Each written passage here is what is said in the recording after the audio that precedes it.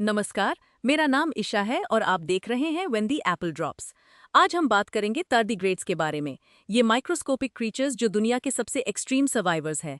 Decades की research में scientists ने इन्हें गुण से 900 मीटर्स पर सेकंड की स्पीड से शूट किया है, -270 डिग्री सेल्सियस तक के टेम्परेचर्स में रखा है, 150 डिग्री सेल्सियस पर उबाला है, 400 टाइम्स नॉर्मल एटमॉस्फेरिक प्रेशर दी है, 30 साल फ्रीजर में रखने के बाद निकाल कर देखा है और स्पेस में कॉस्मिक रेडिएशन से ब्लास्ट किया है, लेकिन इन्हें कुछ भी अफेक्ट नहीं होता। स्टोरी शुरू होती है 1773 में, जब जर्मन बायोलॉजिस्ट जोहान गुएजे ने माइक्रोस्कोप से एक स्ट्रेंज क्रीचर देखा।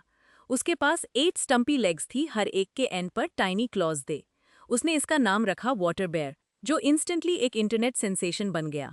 3 साल बाद इटालियन बायोलॉजिस्ट लज़ारो स्पलंजानी ने इन्हें ज़्यादा ऑफिशियल नाम दिया, tardigrada, जिसका मतलब होता है स्लो वॉकर, क्योंकि ये बहुत धीरे चलते हैं।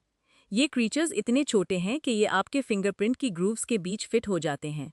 1842 में फ्रेंच जूओलॉजिस्ट लुई डॉयर ने tardigrades पर एक्सपेरिमेंट्स किए। एक दिन उन्होंने एक्सीडेंटली tardigrades का हैबिटेट अंडर वाटर कर दिया और माइक्रोस्कोप की लैंप की गर्मी से सब कुछ ड्राई हो गया।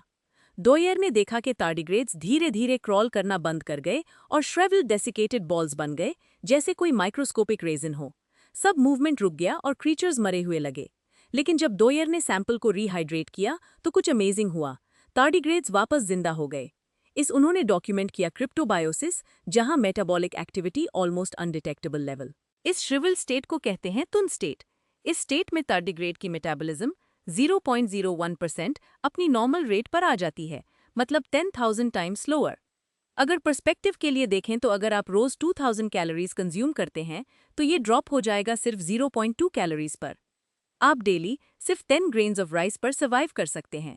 ये तुन स्टेट कुछ दिनों से लेकर कई महीनों तक चल सकती है और tardigrade extreme heat, cold, high pressure झेलने के बाद भी जिंदा हो जाता है, जैसे कुछ हुआ ही नहीं।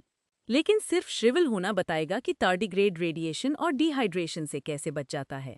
2017 में यूनिवर्सिटी ऑफ नॉर्थ कैरोलिना के थॉमस बूथबी और उनकी टीम ने मॉलिक्यूलर लेवल पर देखा कि tardigrade में क्या होता है जब ये तुन स्टेट में जाता है। उन्होंने एक क्लास ऑफ प्रोटीन्स डिस्कवर की जिनकी कोई फिक्स्ड शेप नहीं थी। ये फ्री फ्लोटिंग थी, जैसे लूज थ्रेड्स। जब tardigrade ड्राई होता था, ये प्रोटीन स्लोली ट्रांसफॉर्म होकर सॉलिडिफाई होती थी और सेल के अंदर एक ग्लास लाइक मैट्रिक्स बना लेती थी। ये प्रोटीन्स, जिन्हों अब tardigrade specific intrinsically disordered proteins या TDPs कहा जाता है, ने एक प्रोटेक्टिव जेल लाइक नेटवर्क बनाया, जैसे 2021 में discovered cytoplasmic abundant heat soluble या CAHS प्रोटीन्स ने इसे और स्ट्रॉन्ग बनाया।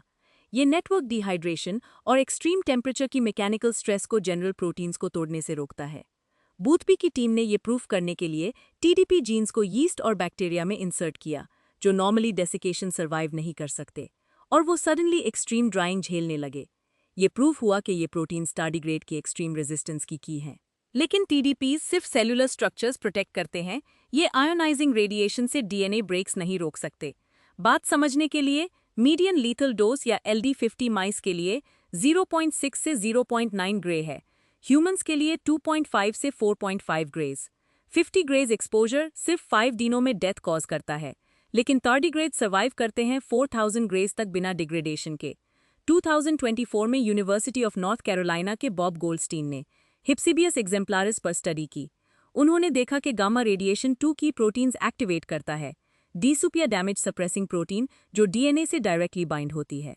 रिसर्चर केदा तजू ने यूनिवर्सिटी ऑफ टोक्यो में TRD1 और DSUP प्रोटीन्स को cultured human embryonic kidney cells में एक्सप्रेस किया और उन्हें रेडिएशन के सामने रखा। कंट्रोल्स के कंपैरिजन में इन सेल्स की सर्वाइवल ज्यादा थी और इन्हें एक्स-रेज से 40% कम DNA डैमेज हुआ। ये एक मेजर ब्रेक थ्रू था जो प्रूव करता है कि tardigrade की एबिलिटीज को ह्यूमन बायोलॉजी में अडेप्ट किया जा सकता है।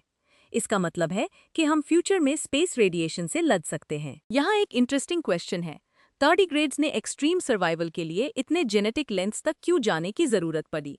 एंसेस्ट्रल एनवायरनमेंट थियरी कहती है कि tardigrades के एंसेस्टर्स शायद ज़्यादा एक्सट्रीम एनवायरनमेंट्स में रहते थे और ये ट्रेट रिटेन हो गया। अर्ली अर्थ पर टेम्परेचर, रेडिएशन और वाटर अवेलेबिलिटी में extreme fluctuations they. Evolutionary by product theory कहती है कि डेसिकेशन टॉलरेंस मॉस में रहने के लिए यूजफुल थी। जहां पानी बार बार ड्राई होता है और वही TDPs और rapid DNA repair mechanisms accidentally radiation और कोल्ड सर्वाइवल भी दे गए। टार्डिग्रेड साइंस का एक और अमेजिंग चैप्टर मेडिकल एप्लीकेशंस का है। 2020 में रिसर्चर्स ने एक न्यू टार्डिग्रेड स्पीशीज डिस्कवर की जो इंटेंस यूवी रेडिएशन सर्वाइव करते हैं by fluorescing shorter UV wavelengths absorb करके लॉन्गर एमिट करते हैं। रिसर्चर्स ने टार्डिग्रेड्स को ग्राइंड किया और उनका पेस्ट वर्म्स पर अप्लाई किया, जिसने वर्म्स को ज्यादा यूवी टॉलरेट करने में मदद की।